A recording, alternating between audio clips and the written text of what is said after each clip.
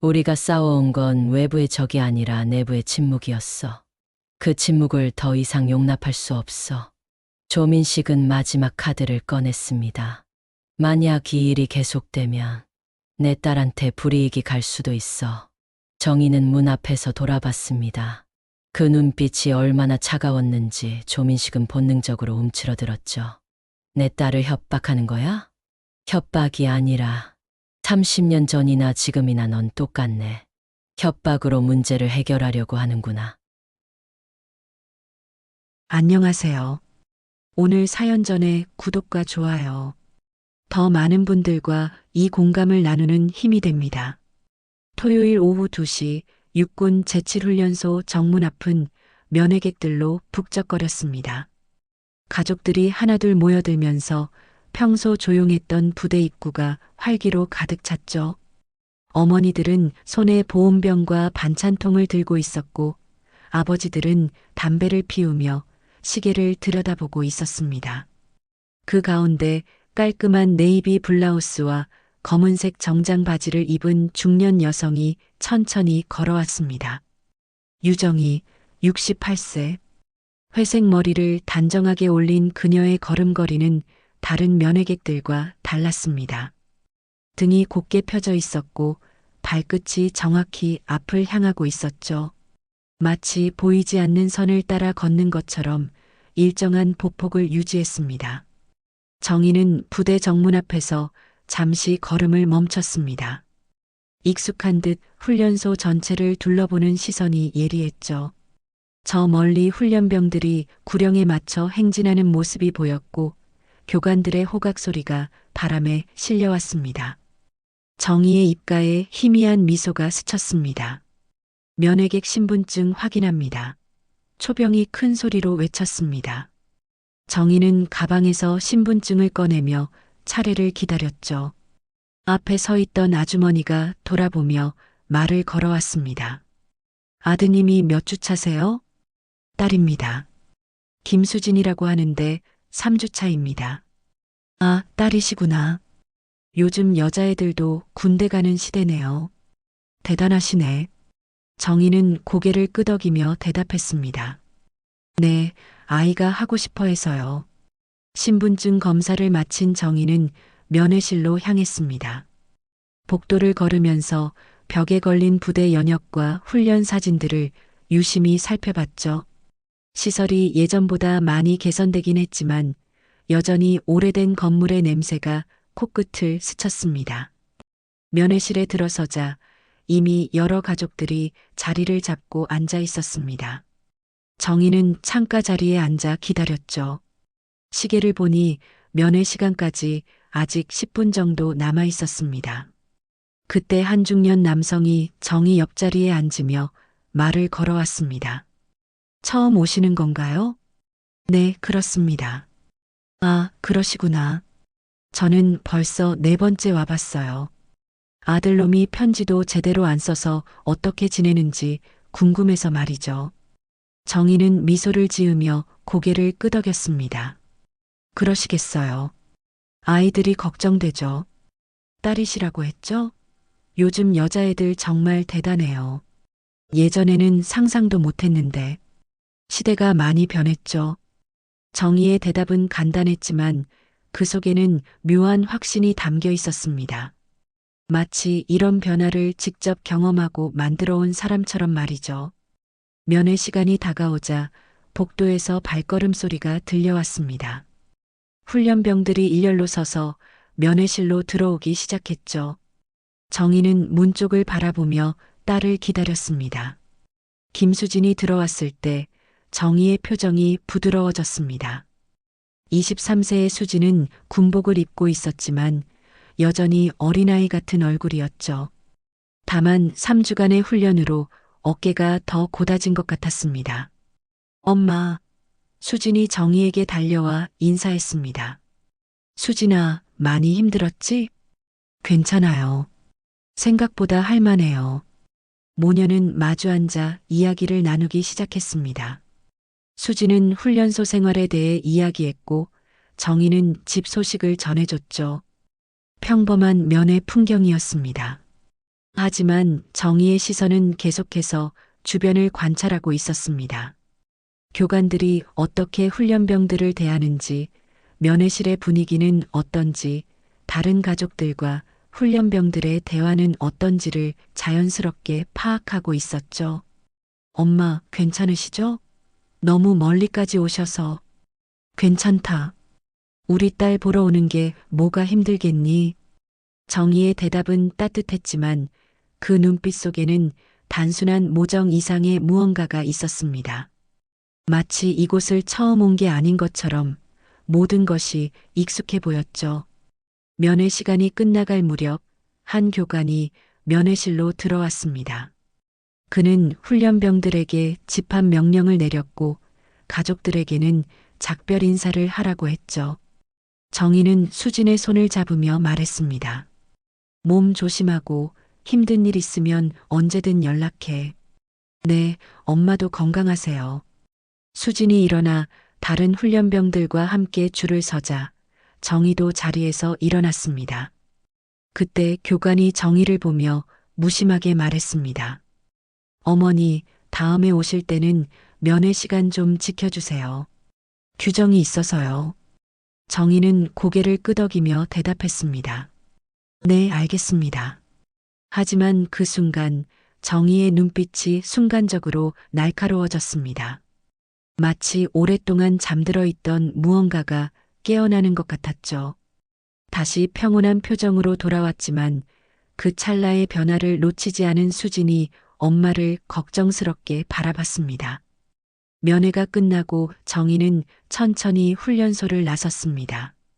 정문을 나서면서 다시 한번 뒤를 돌아봤죠. 그 시선 속에는 단순한 그리움이 아닌 무언가를 확인하는 듯한 날카로움이 있었습니다. 다음 주 토요일 정희는 다시 훈련소를 찾았습니다. 이번에는 지난주보다 일찍 도착해서 부대 주변을 천천히 둘러봤죠. 훈련장에서 들려오는 구령 소리와 발걸음 소리를 들으며 마치 옛 기억을 떠올리는 듯한 표정을 지었습니다. 면회실에 들어서자 지난주와 같은 풍경이 펼쳐졌습니다. 하지만 이번에는 조금 다른 점이 있었죠. 면회를 온 가족들 사이에서 몇몇 교관들이 서성거리고 있었습니다. 평소보다 감시가 삼엄해 보였어요. 수진이 들어왔을 때 정희는 딸의 표정이 지난주와 다르다는 것을 즉시 알아챘습니다. 미소를 짓고는 있지만 어딘가 강제된 느낌이었고 눈가에는 피로가 역력했죠. 수진아, 많이 힘들었구나. 아니에요, 엄마. 괜찮아요. 수진의 대답은 밝았지만 정희의 날카로운 관찰력을 속일 수는 없었습니다. 딸의 손목에 희미한 멍 자국이 보였고 목소리도 평소보다 작았죠. 훈련이 많이 힘드니? 그냥 적응하는 중이에요. 정희는 더 이상 묻지 않았습니다. 대신 주변을 자연스럽게 살펴봤죠. 다른 훈련병들도 비슷한 분위기였습니다. 뭔가 위축되어 있고 가족들과 대화할 때도 계속 교관들을 의식하고 있었어요. 그때 한 교관이 정희가 앉은 테이블로 다가왔습니다. 이름표에는 박중대장이라고 적혀 있었죠. 어머니, 처음 뵙겠습니다. 네, 안녕하세요. 박중대장은 40대 초반으로 보였습니다. 키가 크고 체격이 좋았지만 얼굴에는 어딘가 거만한 기색이 역력했죠. 딸이 김수진 맞죠? 훈련 잘 받고 있습니다. 네, 감사합니다. 그런데 어머니 무슨 일 하세요? 갑작스러운 질문에 정희는 잠시 멈췄습니다. 그냥 집에 있습니다. 아, 그러시구나. 요즘 어머니들이 군 생활에 대해 이것저것 간섭하시는 경우가 많아서요. 군대는 군대 나름의 방식이 있으니까 너무 걱정하지 마세요. 박중대장의 말투에는 은근한 경고의 뉘앙스가 담겨 있었습니다. 정희는 고개를 끄덕이며 대답했죠. 네, 알겠습니다. 박중대장이 떠나자 수진이 조심스럽게 말했습니다. 엄마, 괜찮으시죠? 왜? 저분이 좀 그러세요. 수진의 말을 들으며 정희는 딸의 표정을 자세히 관찰했습니다.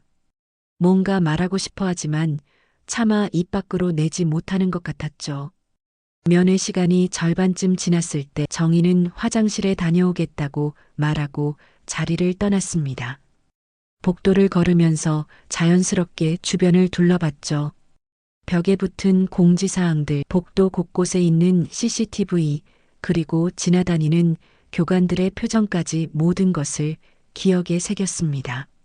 화장실에서 나오는 길에 우연히 교관들의 대화를 들었습니다. 요즘 면회 온 부모들이 너무 까다로워.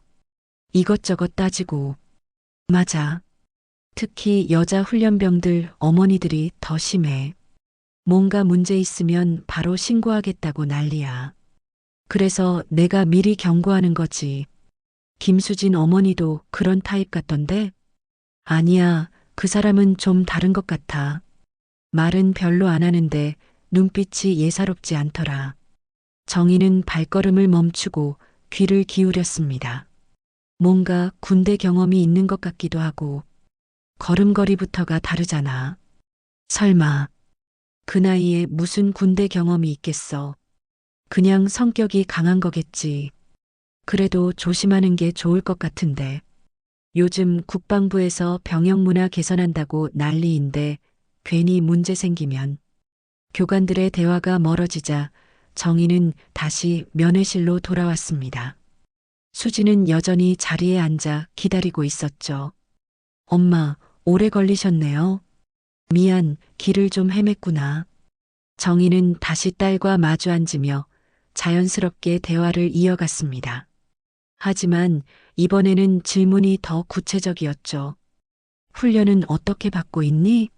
너무 힘들지는 않고? 괜찮아요. 다들 비슷하게 받는 거니까. 교관들은 어때? 친절하니? 수진이 잠시 머뭇거렸습니다. 네. 그냥 보통이에요. 정희는 딸의 반응을 놓치지 않았습니다. 뭔가 숨기고 있다는 것을 확신했죠. 수진아, 엄마한테는 솔직하게 말해도 돼. 정말 괜찮아요, 엄마. 하지만 수진의 목소리가 떨리고 있었습니다. 정희는 더 이상 추궁하지 않았지만 마음속으로는 이미 결심을 굳히고 있었죠. 면회 시간이 끝나갈 무렵 박중대장이 다시 나타났습니다.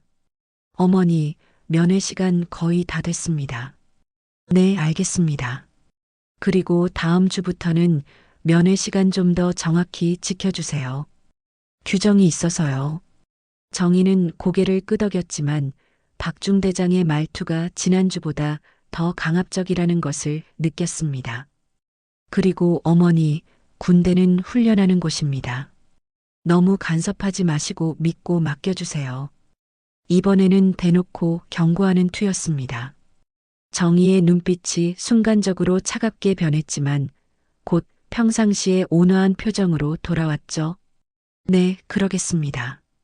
수진과 작별 인사를 나누면서 정희는 딸의 귀에 작게 속삭였습니다. 힘든 일 있으면 언제든 연락해. 엄마가 다 해결해 줄게. 수진은 고개를 끄덕였지만 그 순간 눈물이 핑 돌았습니다. 정희는 그것을 놓치지 않았죠.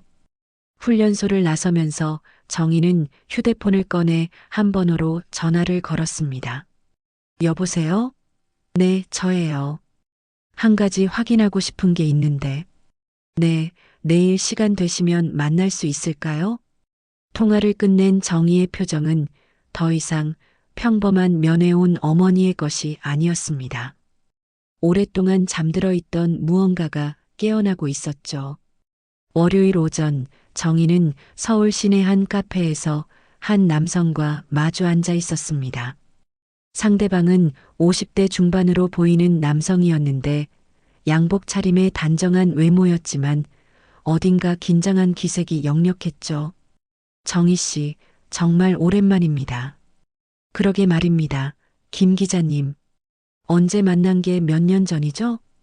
김 기자는 군 전문 기자로 오랫동안 국방 분야를 취재해온 베테랑이었습니다. 정희와는 예전부터 알고 지내던 사이였죠. 그런데 갑자기 연락하셔서 놀랐습니다. 무슨 일이시죠? 정희는 커피를 한 모금 마시며 신중하게 입을 열었습니다. 제칠 훈련소 상황이 어떤지 아시나요? 아, 거기요? 특별히 문제될 건 없는 걸로 알고 있는데. 왜 그러세요? 제 딸이 거기서 훈련받고 있거든요. 그런데 분위기가 좀 이상해서요. 김 기자는 메모장을 꺼내며 관심을 보였습니다. 어떤 식으로 이상하다는 건가요? 정희는 지난 두 차례의 면회에서 느꼈던 점들을 차근차근 설명했습니다. 교관들의 태도, 훈련병들의 위축된 모습, 그리고 딸의 변화까지 모든 것을 빠뜨리지 않고 이야기했죠. 그 정도라면 요즘 훈련소에서 흔히 볼 수 있는 풍경인데요.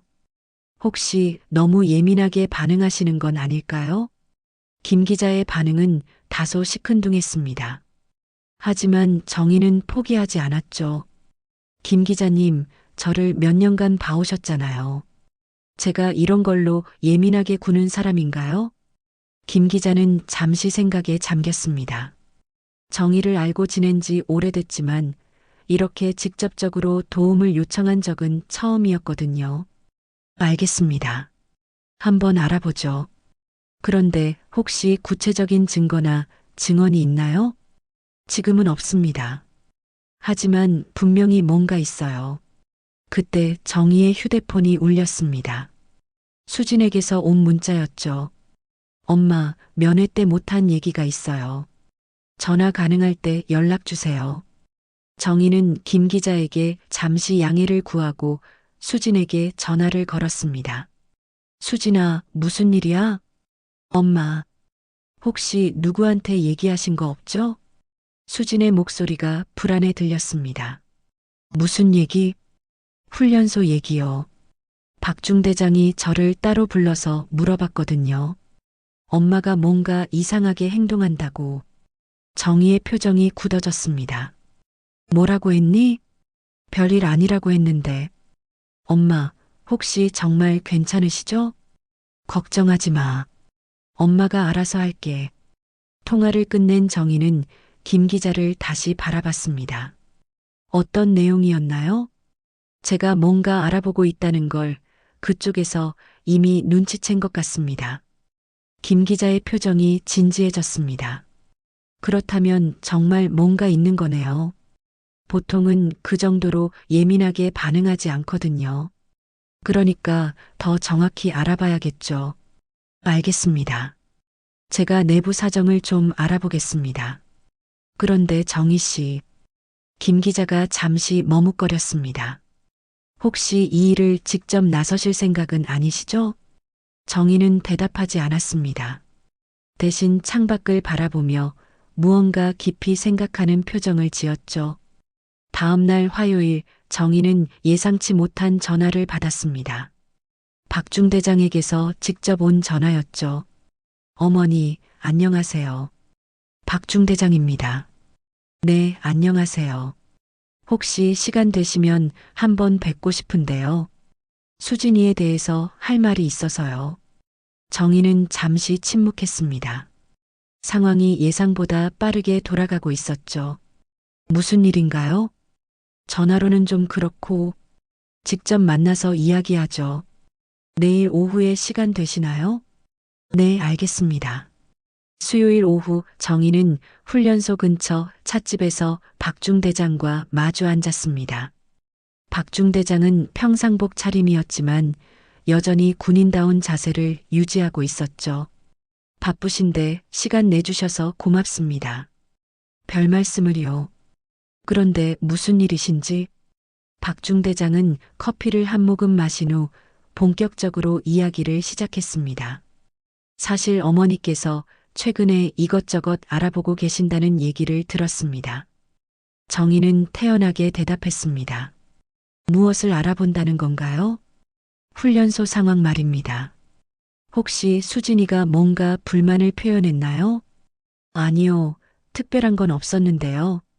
그런데 왜 기자분하고 만나셨죠? 정희는 순간 놀랐지만 표정을 감췄습니다. 자신의 행동이 감시당하고 있다는 뜻이었거든요.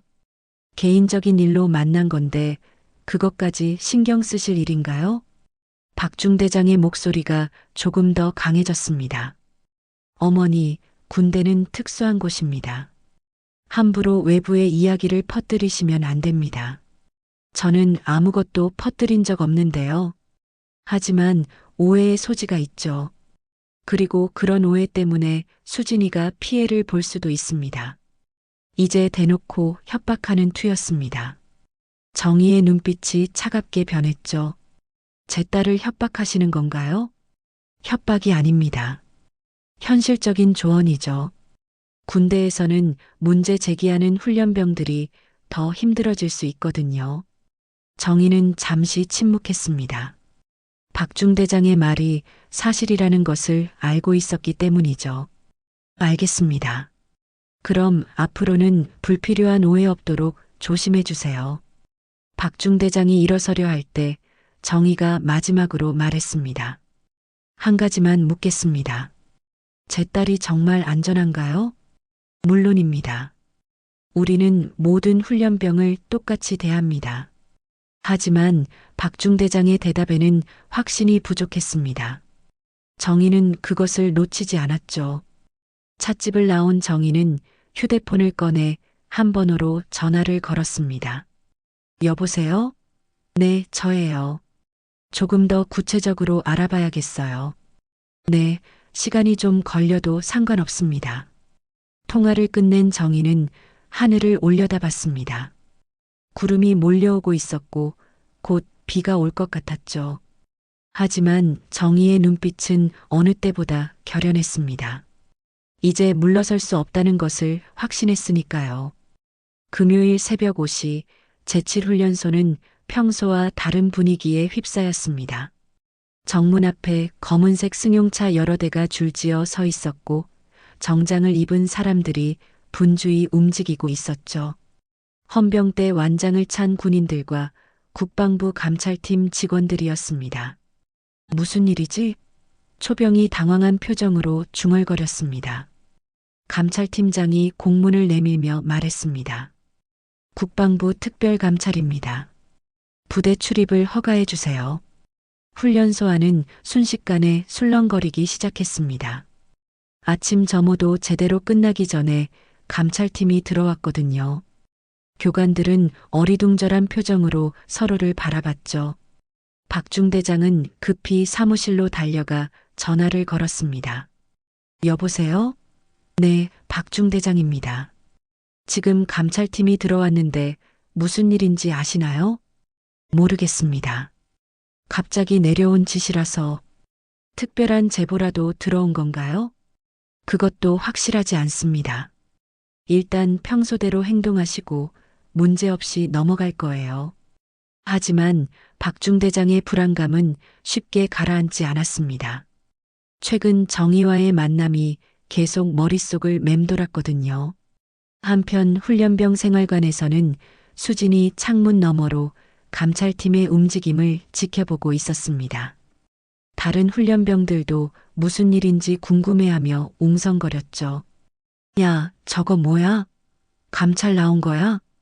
그런 것 같은데. 우리 때문인가? 설마, 우리가 뭘 잘못했다고. 수지는 마음 한구석에서 불안감이 올라오는 것을 느꼈습니다. 혹시 엄마가 뭔가 했을까 하는 생각이 들었거든요. 오전 9시 감찰팀은 본격적인 조사를 시작했습니다. 부대 시설을 둘러보고 관련 서류들을 검토하기 시작했죠. 훈련병들과의 개별 면담도 예정되어 있었습니다. 감찰팀장은 40대 후반의 중령이었습니다. 이름은 이정수, 국방부에서 오랫동안 감찰 업무를 담당해온 베테랑이었죠. 부대장님, 최근 훈련병 관련해서 특별한 사건이나 민원이 있었나요? 아니요, 특별한 건 없었습니다. 혹시 외부에서 문의나 제보 같은 게 들어온 적은요? 부대장은 잠시 머뭇거렸습니다. 박중대장으로부터 정의에 대한 보고를 받았기 때문이죠. 한 가지 있긴 합니다만. 어떤 내용인가요? 훈련병 가족 중에 좀 예민하게 반응하시는 분이 계십니다. 하지만 특별한 문제는 없었어요.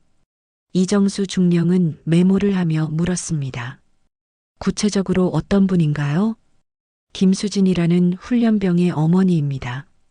유정이라고 하는데 이정수 중령의 손이 잠시 멈췄습니다. 그 이름이 낯익었거든요. 혹시 성함을 다시 한번 말씀해 주시겠어요? 유정희입니다. 68세 정도 되는 것 같고 이정수 중령의 표정이 급변했습니다. 유정이라는 이름을 모를 리가 없었거든요. 군 내부에서는 전설 같은 존재였으니까요. 실례지만 그분이 직접 민원을 제기하신 건가요? 아니요. 그냥 이것저것 물어보시고 기자도 만나시고 그래서 저희가 조금 주의를 드린 정도입니다. 이정수 중령은 속으로 탄식했습니다. 이 사람들이 누구를 건드린 거야? 알겠습니다. 일단 정상적인 절차대로 진행하겠습니다. 오후 1시 훈련병들과의 개별 면담이 시작됐습니다. 수진의 순서가 되자 이정수 중령이 직접 면담을 진행했죠. 김수진 훈련병, 긴장하지 말고 편하게 대답하세요.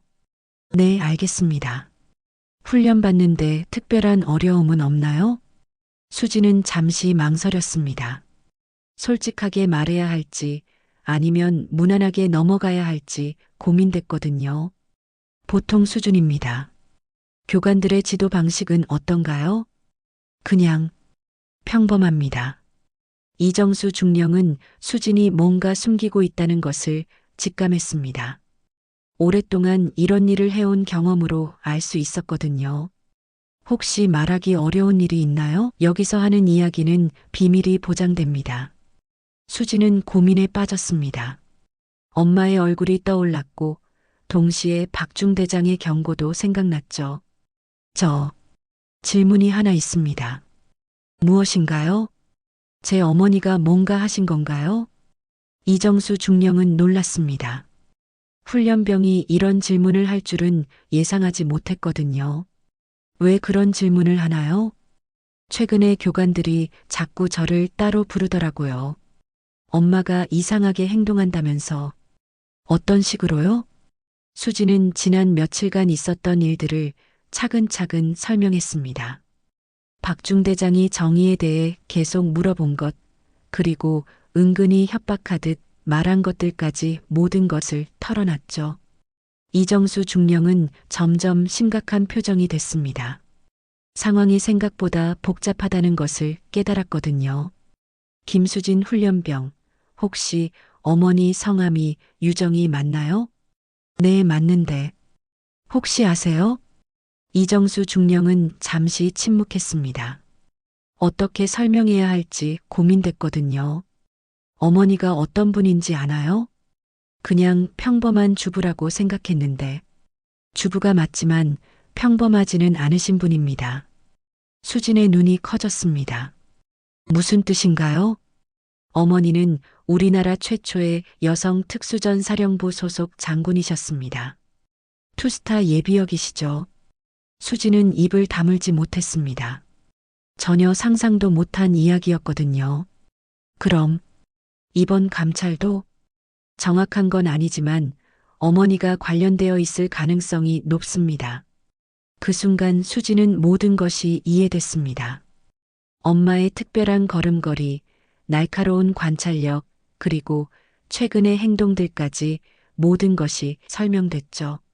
면담이 끝난 후 이정수 중령은 급히 상부에 보고했습니다. 네, 유정의 장군께서 직접 관여하신 사안입니다. 네, 알겠습니다. 철저히 조사하겠습니다. 한편 박중대장은 점점 불안해지고 있었습니다.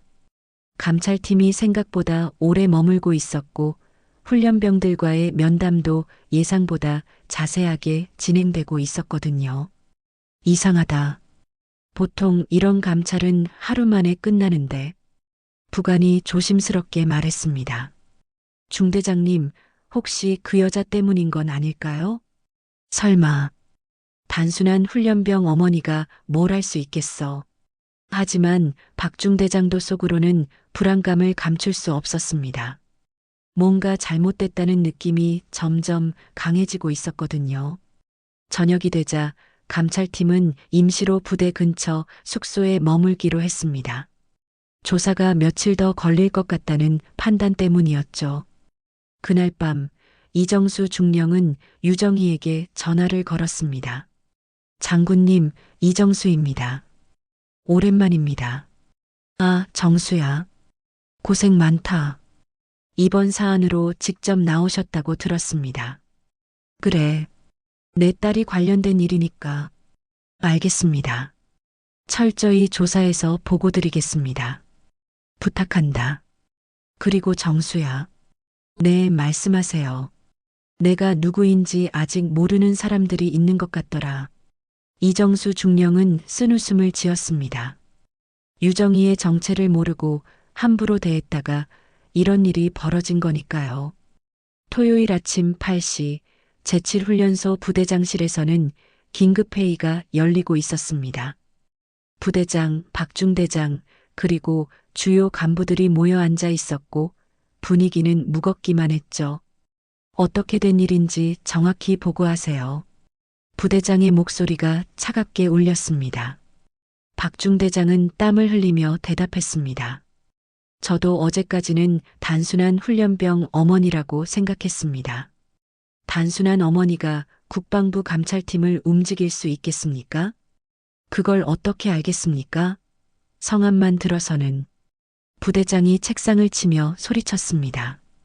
유정희, 그 이름을 듣고도 몰랐다고요? 회의실 안이 조용해졌습니다. 나이가 많은 간부들은 그 이름의 의미를 알고 있었거든요. 작전과장이 조심스럽게 입을 열었습니다.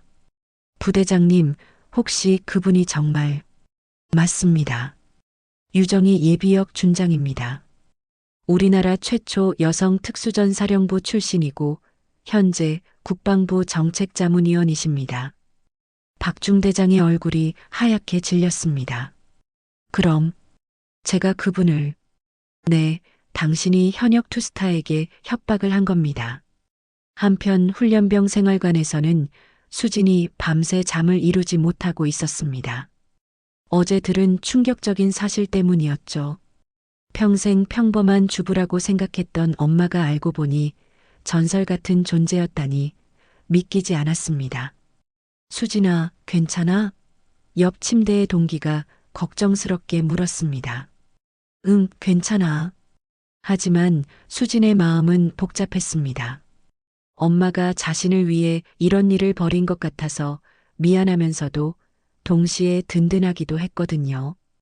오전 10시 유정희가 훈련소에 도착했습니다. 이번에는 평소와 달리 정장 차림이었고 표정도 한결 진지했죠. 정문 초병들도 어제부터 이어진 긴장감 때문에 바짝 긴장한 상태였습니다. 면회 신청서 작성해 주세요. 오늘은 면회가 아닙니다. 정희가 명함을 내밀었습니다. 국방부 정책자문위원 유정희입니다. 이정수 중령과 약속이 있어요. 초병은 명함을 받아들고 눈이 커졌습니다. 어제부터 부대 전체가 떠들썩했던 바로 그 사람이었거든요. 잠시만 기다려주세요. 확인해 보겠습니다. 곧 이정수 중령이 직접 나와서 정의를 맞았습니다. 장군님, 어서 오세요. 고생이 많습니다. 상황이 어떤가요? 둘은 부대장실로 향했습니다. 복도를 걸으면서 정의는 주변을 자연스럽게 살펴봤죠. 예전 기억과 비교하며 어떤 점이 달라졌는지 확인하고 있었습니다. 부대장실에 들어서자 부대장과 주요 간부들이 일제히 일어나 경례했습니다. 유정희 준장님 뵙게 되어 영광입니다. 고생이 많습니다. 앉으세요. 정희는 의자에 앉으며 바로 본론으로 들어갔습니다. 제 딸이 이곳에서 훈련받고 있는 김수진입니다. 최근 몇 주간 이상한 일들이 있었다고 들었는데요. 부대장이 긴장한 표정으로 대답했습니다. 죄송합니다. 저희가 준장님을 알아보지 못해서 그건 중요하지 않습니다. 정희의 목소리가 단호했습니다. 중요한 건 제 신분과 상관없이 훈련병과 그 가족을 어떻게 대했느냐는 겁니다. 박중대장이 앞으로 나섰습니다. 모든 책임은 제게 있습니다. 정희는 박중대장을 바라봤습니다. 그 시선이 얼마나 날카로웠는지 박중대장은 저절로 몸이 굳어졌죠. 박중대장 맞습니까? 네, 그렇습니다. 제가 기자와 만났다고 해서 제 딸을 협박했다죠? 그게 저는 대답하세요. 박중대장은 더 이상 변명할 수 없다는 것을 깨달았습니다. 죄송합니다. 정희는 고개를 끄덕이며 이정수 중령을 바라봤습니다. 조사 결과는 어떤가요? 박중대장의 부적절한 언행이 확인됐습니다. 그리고 이정수 중령이 잠시 머뭇거렸습니다. 그리고 뭔가요? 다른 훈련병들도 비슷한 경험이 있었던 것으로 보입니다. 좀 더 자세한 조사가 필요할 것 같습니다. 정희의 표정이 더욱 굳어졌습니다. 예상했던 일이지만 실제로 확인되니 분노가 치밀어 올랐죠. 구체적으로 어떤 일들이 있었나요? 과도한 기합, 인격 모독, 그리고 정당한 문제 제기를 막으려는 시도들이 있었습니다. 부대장이 급히 변명했습니다. 저희도 몰랐습니다. 당장 시정하겠습니다. 몰랐다? 정희의 목소리가 차갑게 변했습니다. 부대장이 자기 부대 상황을 몰랐다는 말씀입니까? 그게 제가 보기에는 알고도 방치한 것 같은데요. 회의실 안이 조용해졌습니다. 정희의 권위 앞에서 아무도 감히 변명할 수 없었거든요. 정희는 자리에서 일어났습니다. 제 딸을 만나보겠습니다. 그리고 다른 훈련병들도요. 네, 알겠습니다. 30분 후 정희는 수진과 마주 앉아 있었습니다. 면회실이 아닌 별도의 회의실에서 만났죠. 수진아, 많이 놀랐지? 엄마, 정말 장군이셨어요? 수진의 목소리가 떨리고 있었습니다. 그런 걸 왜 말 안 하셨어요? 말할 필요가 없었으니까. 너한테는 그냥 엄마로만 남고 싶었거든. 수진의 눈에 눈물이 맺혔습니다. 엄마, 저 때문에 이런 일이. 아니야. 내 때문이 아니라 잘못된 것들 때문이야. 정희는 딸의 손을 잡았습니다. 수진아, 솔직하게 말해줘. 여기서 무슨 일이 있었니? 수진은 잠시 망설이다가 지난 몇 주간 있었던 일들을 모두 털어놨습니다. 자신뿐만 아니라 다른 훈련병들이 당한 일들까지 모든 것을 말했죠. 정희는 딸의 이야기를 들으며 점점 화가 났습니다. 하지만 표정은 차분하게 유지했어요. 엄마가 해결해 줄게. 하지만 저는 특별 대우 받고 싶지 않아요. 특별 대우가 아니야. 정당한 권리를 찾아주는 거야. 그날 오후 정희는 다른 훈련병들과도 개별 면담을 진행했습니다. 20여 명의 훈련병들이 모두 비슷한 경험을 했다는 것이 확인됐죠. 이건 단순한 개인 문제가 아니네요. 정희가 이정수 중령에게 말했습니다. 네, 구조적인 문제로 보입니다. 그럼 더 큰 차원에서 접근해야겠어요. 정희는 휴대폰을 꺼내 한 번호로 전화를 걸었습니다. 여보세요? 네, 저예요. 국방부 장관님과 통화 가능한가요? 네, 긴급한 일입니다. 통화를 끝낸 정희는 창밖을 바라봤습니다. 해가 저물어가고 있었지만 정희의 하루는 이제 시작이었습니다. 이정수 중령, 내일부터 본격적인 조사에 들어가죠. 이 부대뿐만 아니라 다른 곳들도 확인해 봐야겠어요. 알겠습니다, 장군님. 정희는 마지막으로 딸에게 말했습니다. 수진아, 앞으로는 당당하게 생활해. 엄마가 뒤에 있으니까 걱정하지 마. 그날 저녁 박중대장은 사직서를 작성하고 있었습니다. 하지만 이 사건은 그의 사직으로 끝날 일이 아니었습니다. 더 큰 폭풍이 몰려오고 있었거든요. 한 주 후 화요일 서울 국방부 청사는 전례 없는 분주함에 휩싸여 있었습니다. 복도마다 기자들이 몰려들었고 군 관계자들이 긴급회의를 위해 뛰어다녔죠. 제7훈련소 사건이 언론에 공개되면서 전국적인 관심사로 떠올랐습니다. 군 병영 문화 개선, 이번이 마지막 기회 여성 최초 투스타 출신 장군, 딸을 위해 나서다 각종 신문이 헤드라인이 이 사건을 다루고 있었습니다. 정희는 국방부 회의실에서 장관과 마주 앉아 있었습니다. 김 장관은 60대 초반의 예비역 대장 출신으로 정희와는 오래된 동료 사이였죠. 정희, 이번 일이 이렇게 커질 줄은 몰랐네. 저도 처음에는 단순하게 생각했습니다. 하지만 조사해보니 문제가 생각보다 심각하더군요. 다른 부대들도 비슷한 상황이라고? 네, 이정수 중령이 추가 조사한 결과 5개 부대에서 유사한 문제가 발견됐습니다. 그때 회의실 문이 급하게 열리며 한 여성이 들어왔습니다.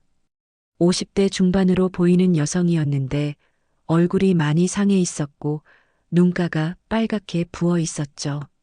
실례합니다. 저는 이영미라고 합니다. 장관이 놀란 표정으로 일어났습니다. 어떻게 여기까지 오셨나요? 기사를 보고 찾아왔습니다. 유정의 장군님을 꼭 만나야 해서요. 영미는 떨리는 목소리로 이야기를 시작했습니다. 제 아들이 작년에 그 부대에서 영미는 말을 잇지 못하고 눈물을 흘렸습니다. 정희는 그 옆에 앉으며 등을 토닥여줬죠. 천천히 말씀하세요. 제 아들 이민호가 작년에 제7훈련소에서 훈련받다가 극단적인 선택을 했습니다. 회의실이 조용해졌습니다. 정희의 표정이 굳어졌죠. 당시의 부대에서는 개인적인 문제라고 했어요. 훈련과는 상관없다고. 하지만 아들이 남긴 편지가 있습니다. 영미는 가방에서 구겨진 편지를 꺼냈습니다. 읽어보세요. 정희는 편지를 받아 읽기 시작했습니다. 아들이 어머니에게 남긴 마지막 편지였죠. 엄마, 더 이상 견딜 수 없어요. 매일매일이 지옥 같아요. 교관들은 우리를 사람 취급하지 않아요. 도움을 요청해도 더 큰 괴롭힘만 돌아올 뿐이에요.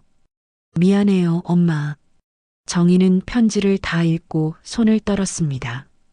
분노와 슬픔이 동시에 밀려왔거든요.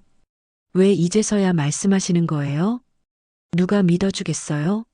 군대에서는 개인 문제라고 하고 주변에서는 아들이 나약해서 그런 거라고. 1년 동안 혼자 견뎌왔어요. 정희는 즉시 이정수 중령에게 연락했습니다. 정수야, 작년에 제7훈련소에서 일어난 이민호 사건 기록을 긴급히 찾아봐. 1시간 후 이정수 중령이 관련 자료를 가지고 왔습니다. 장군님, 당시 조사 기록입니다. 정희는 자료를 꼼꼼히 살펴봤습니다. 조사가 얼마나 부실했는지 한눈에 알 수 있었죠. 이게 조사라고? 겨우 3일 만에 끝내고 관련자 진술도 제대로 받지 않았네. 당시 담당자가 박중대장이었습니다. 정의의 분노가 폭발했습니다. 이 사건부터 다시 조사하세요. 처음부터 끝까지 완전히 새로 시작해요. 그날 오후 정의는 긴급 기자회견을 열었습니다. 영미도 함께 참석했죠. 저는 단순히 제 딸을 위해서만 나선 것이 아닙니다. 작년에 목숨을 잃은 이민호 같은 아이들을 위해서입니다. 기자들이 일제히 손을 들었습니다. 구체적으로 어떤 문제가 있었나요? 영미가 마이크 앞에 섰습니다. 제 아들은 매일 밤 울면서 전화했어요. 하지만 저는 그냥 참으라고만 했습니다. 군대니까 당연한 거라고 생각했거든요. 영미의 목소리가 떨렸습니다. 만약 그때 제가 적극적으로 나섰다면 제 아들이 아직 살아있을 거예요. 회견장이 조용해졌습니다. 영미의 절절한 후회가 모든 사람의 마음을 움직였거든요. 정희가 다시 마이크를 잡았습니다. 이제는 다릅니다. 더 이상 침묵하지 않겠습니다. 민호 같은 아이들이 다시는 생기지 않도록 끝까지 싸우겠습니다. 그날 저녁 뉴스는 이 사건으로 도배됐습니다. 특히 영미의 증언이 큰 파장을 일으켰죠.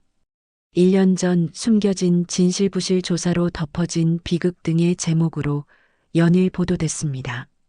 다음 날 국회에서 긴급 국정감사가 열렸습니다. 정의와 영미가 나란히 증인석에 앉았죠. 증인께서는 당시 조사에 문제가 있었다고 보십니까?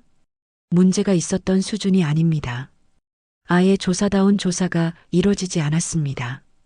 정의는 당시 조사 기록을 들어보였습니다. 3일 만에 끝난 조사, 형식적인 진술 청취, 그리고 미리 정해진 결론. 이것이 한 젊은이의 목숨에 대한 국가의 답변이었습니다. 국정감사위원들의 표정이 심각해졌습니다. 영미가 마지막으로 발언했습니다. 제 아들 민호는 군인이 되고 싶어 했어요. 나라를 지키고 싶다고 했죠. 그런 아이가 그 꿈 때문에 죽어야 했습니다. 영미의 목소리가 끊어졌습니다. 제발, 더 이상 이런 일이 없도록 해주세요. 국정감사가 끝난 후 정의는 영미와 함께 커피를 마시며 이야기를 나눴습니다. 영미 씨, 용기 내주셔서 고마워요. 아니에요. 정의 장군님이 길을 열어주셨으니까 따라갈 수 있었어요. 이제 민호의 억울함을 풀어드릴 수 있을 거예요. 영미는 가방에서 민호의 사진을 꺼냈습니다. 민호야, 이제 엄마가 제대로 된 어른들을 만났어. 내 억울함을 풀어줄 거야. 정희는 민호의 사진을 바라보며 다짐했습니다. 이 아이의 죽음을 헛되이 하지 않겠다고 말이죠. 그날 밤 정희는 수진에게 전화를 걸었습니다. 수진아, 엄마가 하는 일이 더 큰 의미가 있다는 걸 알겠니? 네, 엄마. 민호 형처럼 고통받는 사람들을 위한 거죠? 맞아. 이제 진짜 변화가 시작될 거야. 정희는 창밖을 바라보며 민호에게 말했습니다. 민호야, 내가 꿈꿨던 그런 군대를 만들어줄게. 조금만 더 기다려. 밤하늘의 별 하나가 유독 밝게 빛나고 있었습니다. 마치 민호가 대답하는 것 같았죠. 국정감사 3일 후 국방부 대회의실에서는 긴장감이 감돌고 있었습니다. 정희는 사단장 조민식과 마주 앉아 있었는데 두 사람은 30년 전 육군사관학교 동기생으로 그동안 서로 다른 길을 걸어온 사이였거든요. 정희야, 이번 일이 너무 커진 것 같다. 조민식이 먼저 입을 열었습니다. 민식아, 5년 만이지? 그러게. 그런데 솔직히 말하자면 이 정도면 충분하지 않나? 이미 박중대장도 물러났고 정의의 눈빛이 날카로워졌습니다. 충분하다고? 민호 같은 아이가 죽었는데? 그건 안타까운 일이지만 이제 그만 선에서 마무리하면 어떨까? 이 일로 군 전체가 흔들리고 있어. 정의는 조민식을 실망스럽게 바라봤습니다. 현실을 봐, 정의야. 사기도 떨어지고 언론에서는 매일 군을 매도하고 이렇게 가면 국방력 자체에 문제가 생길 수 있어. 그래서 다시 예전으로 돌아가자는 거야? 조민식은 다른 접근을 시도했습니다. 내 마음은 이해해. 하지만 내 딸 생각도 해봐. 이런 식으로 계속 나서면 수진이한테 불이익이 갈 수도 있어. 정의의 표정이 순간 얼어붙었습니다. 지금 내 딸을 협박하는 거야? 협박이 아니라 걱정이야. 군대는 좁은 사회잖아. 정의는 자리에서 일어났습니다. 민씨가 30년 전 내가 특수전 사령부에 지원한다고 했을 때 내가 뭐라고 했는지 기억나? 그때는 시대가 달랐지. 시대는 달라졌는데 내 생각은 그대로네. 정의는 문을 향해 걸어가며 마지막으로 말했습니다. 우리가 싸워온 건 외부의 적이 아니라 내부의 침묵이었어. 그 침묵을 더 이상 용납할 수 없어. 회의실을 나온 정의는 즉시 기자회견을 준비했습니다. 이 시간 후 예상보다 많은 기자들이 몰려들었죠. 오늘 고위 간부와 만났습니다. 충격적인 이야기를 들었습니다. 어떤 내용입니까? 이 정도면 충분하니 그만하라는 이야기였습니다. 그리고 제 딸에게 불이익이 갈 수도 있다는 협박까지 들었습니다. 회견장이 소란스러워졌습니다. 그 고위 간부가 누구입니까? 조민식 사단장입니다. 정희는 휴대폰을 꺼내 녹음 파일을 재생했습니다. 내 딸 생각도 해봐. 이런 식으로 계속 나서면 수진이한테 불이익이 갈 수도 있어. 조민식의 목소리가 회견장에 울려 퍼졌습니다. 이것이 현재 우리 군의 현실입니다. 정당한 문제 제기를 하면 협박을 당하는 것이죠. 그날 저녁 뉴스는 사단장의 협박 발언으로 톱을 장식했습니다. 조민식은 급히 해명 기자회견을 열었지만 이미 녹음 파일이 공개된 상황에서 변명은 통하지 않았습니다. 다음 날 국회에서 조민식에 대한 긴급 국정감사가 열렸습니다. 증인께서는 정말 협박하지 않았다고 생각하십니까? 네, 그냥 동기에 대한 걱정을 표현한 것뿐입니다. 그럼 이 녹음을 어떻게 설명하시겠습니까? 조민식은 말문이 막혔습니다. 결국 제대로 된 답변을 하지 못했죠. 국정감사 직후 조민식은 국방부 장관에게 불려갔습니다. 조 사단장, 사직서를 제출하십시오. 장관님, 저는 선택권은 없습니다. 조민식은 결국 사직서를 작성했습니다. 그날 저녁 정희는 영미와 함께 저녁을 먹으며 이야기를 나눴습니다. 정희 씨, 사단장까지 물러나게 하다니 정말 대단하세요. 시작일 뿐이에요. 진짜 변화는 이제부터입니다. 민호도 하늘에서 고마워할 거예요. 정희는 영미의 손을 잡았습니다. 영미 씨, 우리가 함께 해나가요. 민호 같은 아이들이 다시는 생기지 않도록. 그날 밤 정희는 혼자 산책을 나갔습니다. 하늘을 올려다보니 별들이 반짝이고 있었죠. 그 중에서 유독 밝은 별 하나가 눈에 띄었습니다. 민호야, 이제 진짜 변화가 시작된다. 내가 꿈꿨던 그런 군대를 만들어줄게. 별이 더욱 밝게 빛나는 것 같았습니다. 마치 민호가 고맙다고 인사하는 것처럼 말이죠. 정희는 마음속으로 다짐했습니다. 이제 정말 끝까지 가겠다고, 진짜 변화를 만들어내겠다고 말이죠. 한편 수진은 부대에서 동기들과 이야기를 나누고 있었습니다. 수진아, 내 엄마 정말 대단하시다. 응, 나도 몰랐어. 이렇게까지 하실 줄은. 덕분에 우리도 달라진 것 같아. 예전보다 훨씬 나아졌어. 수진은 고개를 끄덕였습니다. 엄마가 하는 일의 의미를 이제야 제대로 이해하게 됐거든요. 6개월 후 제7훈련소는 완전히 다른 모습이었습니다. 입구에 새로 설치된 현판에는 군인은 계급이 아니라 품격으로 존중받아야 한다는 문구가 새겨져 있었죠. 정의의 신념이 현실이 된 순간이었습니다. 정의는 새로 부임한 부대장과 함께 부대를 둘러보고 있었습니다. 신임 부대장은 40대 중반의 대령으로 병영 문화 개선에 앞장서온 인물이었죠. 정말 많이 변했습니다. 부대장이 감회 깊은 표정으로 말했습니다. 당연한 모습으로 돌아간 거죠. 훈련장에서 구령 소리가 들려왔습니다. 하지만 예전과는 완전히 다른 분위기였죠. 1, 2, 3, 4. 좋습니다. 조금 더 힘내세요. 네, 교관님. 교관의 목소리에는 권위적인 억압감 대신 격려와 지도의 의미가 담겨 있었고 훈련병들의 대답도 진심이 담긴 응답이었습니다. 정희는 훈련받는 모습을 지켜보다가 익숙한 얼굴을 발견했습니다. 수진이었죠. 이제 소위 계급장을 달고 후배들을 지도하는 교관이 되어 있었습니다. 엄마, 수진이 정희에게 뛰어와 인사했습니다. 수진아, 정말 많이 달라졌구나. 네, 이제는 진짜 군인이 된 기분이에요. 수진의 얼굴에는 자부심이 가득했습니다. 단순히 명령에 복종하는 것이 아니라 스스로 생각하고 판단하는 군인으로 성장하고 있었거든요. 엄마, 제가 지도하는 후배들 만나보실래요? 훈련병들과 만난 정희는 깊은 감동을 받았습니다. 아이들의 눈빛이 살아있었고 무엇보다 서로를 존중하는 문화가 자연스럽게 자리 잡혀 있었거든요.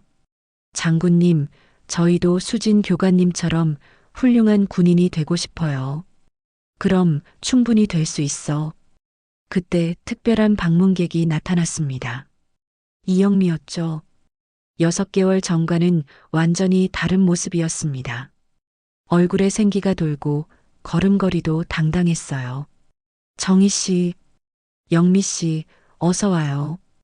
영미는 가방에서 액자를 꺼냈습니다. 민호의 사진이었는데 이번에는 슬픔이 아니라 자랑스러운 표정으로 들고 있었죠. 민호가 꿈꿨던 군대가 이런 모습이었을 거예요. 민호도 지금 편히 쉬고 있을 거예요. 영미는 훈련소 곳곳을 둘러보며 말했습니다. 저도 이제 새로운 일을 시작했어요. 군인권센터에서 상담사로 일하고 있거든요. 정말요? 네, 민호 같은 일이 다시는 일어나지 않도록 도움을 주고 있어요. 힘든 상황에 있는 훈련병들과 가족들을 상담해주는 일이죠. 정희는 영미의 손을 잡았습니다. 슬픔을 딛고 일어선 그녀의 용기가 존경스러웠거든요. 오후에는 전국에서 온 기자들과의 인터뷰가 있었습니다. 6개월 전과 비교해서 어떤 변화가 있었나요? 단순히 이 부대만 바뀐 게 아닙니다. 전국 200여 개 부대에 같은 시스템이 도입됐어요. 구체적으로 어떤 시스템인가요? 첫째, 모든 교관에 대한 재교육이 이뤄졌습니다. 둘째, 외부 감시 시스템이 상시 운영되고 있어요. 셋째, 훈련병들의 고충을 24시간 접수받는 핫라인이 만들어졌습니다. 효과는 어떤가요? 놀라울 정도입니다. 부대 내 사고가 90% 이상 줄었고 무엇보다 훈련병들의 만족도가 크게 향상됐어요. 한 기자가 핵심적인 질문을 했습니다. 처음에는 단순히 딸을 걱정하는 어머니였는데 이제는 군 전체를 바꾼 개혁가가 되셨습니다. 소감이 어떠세요? 정희는 잠시 생각에 잠겼습니다. 저는 여전히 그냥 어머니입니다. 다만 모든 훈련병이 제 아이라고 생각하게 됐을 뿐이죠. 앞으로의 계획은 무엇인가요? 끝까지 지켜볼 겁니다. 진짜 변화가 완전히 정착될 때까지요. 저녁에는 대통령과의 만남이 있었습니다. 유정의 장군님, 정말 역사적인 일을 해내셨습니다. 과찬입니다. 대통령님. 아닙니다. 한 어머니의 용기가 국가 전체를 바꿔놓았어요. 이제 이 모델을 해외에도 전파하려고 합니다. 대통령은 새로운 제안을 했습니다. 국방부 차관으로 오시면 어떨까요?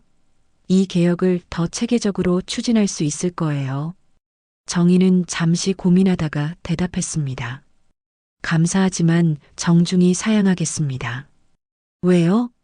저는 현장에 있을 때 가장 잘할 수 있어요. 사무실이 아니라 훈련소에서 말이죠. 대통령은 정희의 답변에 감동받았습니다. 그럼 특별 고문으로 모시겠습니다. 자유롭게 활동하시면서 필요할 때 조언해 주세요. 그거라면 기꺼이 하겠습니다.